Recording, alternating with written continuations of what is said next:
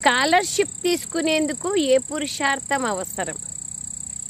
జవాబు: స్కాలర్షిప్ తీసుకోవాలంటే అన్ని విషయాల నుండి మమకారాన్ని తొలగించుకోండి.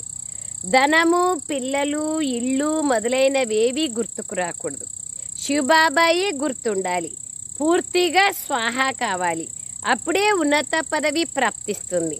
మేము ఎంతో పెద్ద పరీక్షను పాస్ అవుతున్నాము. మాది ఎంత పెద్ద చదువు!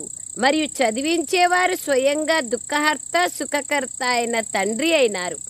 ఆ అతి మధురమైన తండ్రి మమ్మల్ని చదివిస్తున్నారనే నష బుద్ధిలో ఉండాలి.